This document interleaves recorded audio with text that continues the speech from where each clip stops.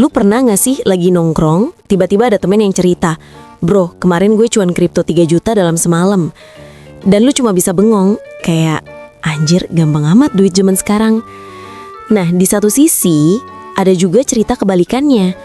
Gue rugi bro, duit 10 juta tinggal 500 ribu. Waduh, langsung ngeri.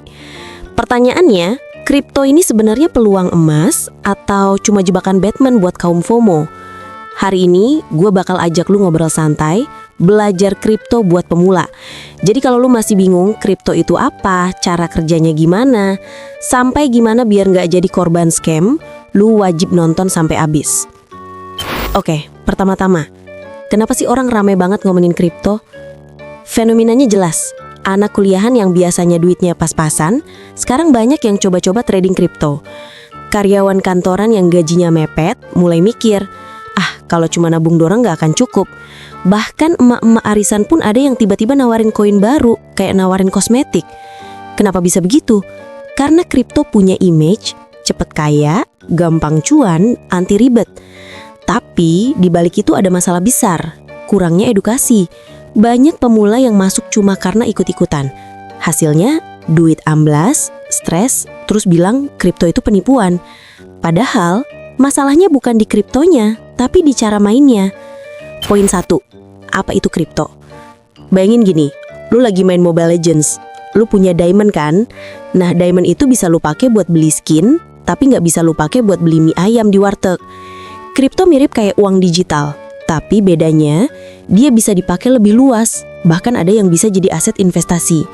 Bitcoin, Ethereum, BNB, itu contoh koin besar. Sementara ada juga ribuan koin kecil yang entah kapan lahirnya, kapan matinya. Koin pertama Bitcoin muncul tahun 2009, dibuat sama orang misterius bernama Satoshi Nakamoto. Dan sejak itu, dunia keuangan gak pernah sama lagi. Poin kedua, kenapa orang tertarik kripto? Potensi cuan gede. Ada orang beli Bitcoin harga 1 juta, sekarang nilainya bisa ratusan juta. Akses gampang. Lu cukup punya HP plus internet, bisa langsung daftar di exchange, top up, terus beli. 24 jam nonstop. Beda sama saham yang ada jam bukanya, kripto itu jalan terus, nggak kena libur. Contoh relatable. Lu kerja kantoran, gajian 5 juta. Kalau lo taruh di bank, bunga setahun mungkin cuma 2%. Tapi kalau lo taruh di kripto dan harganya naik 20% dalam sebulan, lu bisa dapat 1 juta lebih. Gimana nggak ngiler coba? Nah, ini yang sering dilupain. Kripto itu ibarat roller coaster. Bisa bikin lu terlihat bahagia, bisa juga bikin lu muntah-muntah. Harga nggak stabil, volatile banget. Hari ini naik 30%, besok bisa turun 50%. Banyak scam. Ada koin abal-abal yang ujung-ujungnya rug pull alias kabur bawa duit investor. Psikologi mental. Lu harus kuat lihat duit lu anjlok setengah. Kalau nggak, bisa stres. Contoh nyata. Banyak anak muda tahun 2021 beli Dogecoin pas lagi hype Elon Musk. Begitu hype-nya turun, harganya anjlok. Banyak yang nyesel karena masuk cuma karena ikut-ikutan. Padahal, masalahnya bukan di kriptonya, tapi di cara mainnya. Poin 4. Cara main aman buat belajar kripto. Oke, kalau lu masih pengen coba, ada beberapa tips dasar. Pakai duit dingin. Duit yang kalau hilang, lu nggak nangis berhari-hari. Jangan pakai uang kuliah atau uang kontrakan. Pilih exchange resmi. Jangan gampang terima link random atau orang yang nawarin koin nggak jelas. Mulai dari koin besar, Bitcoin, Ethereum. Jangan langsung ke koin receh. Belajar dulu basicnya, kayak apa itu blockchain, apa itu wallet, biar lu nggak gampang dibodohin. Ibarat lu baru belajar naik motor. Masa iya langsung coba freestyle di jalan tol?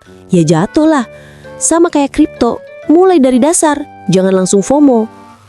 Poin kelima, mindset pemula yang wajib punya. Sabar lebih penting daripada hoki.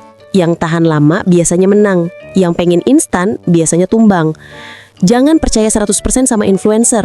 Banyak yang cuma cari cuan dari referral. Belajar dari kesalahan kecil.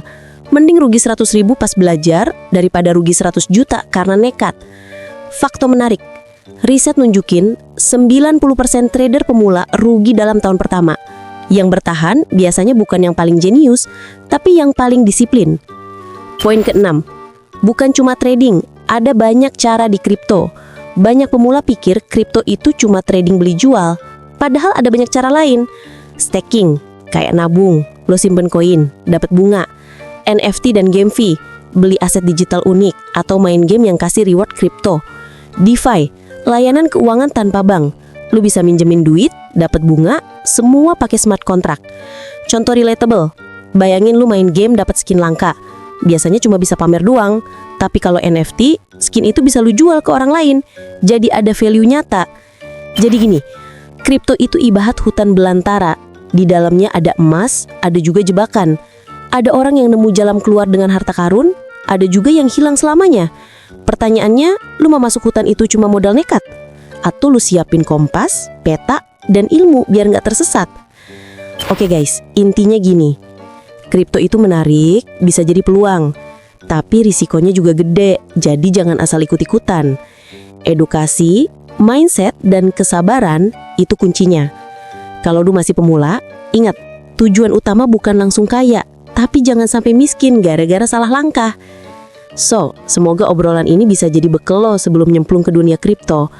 Kalau lo dapat insight baru dari video ini, jangan lupa kasih like, komen pendapat lo, dan tentu aja subscribe biar nggak ketinggalan konten edukasi kayak gini.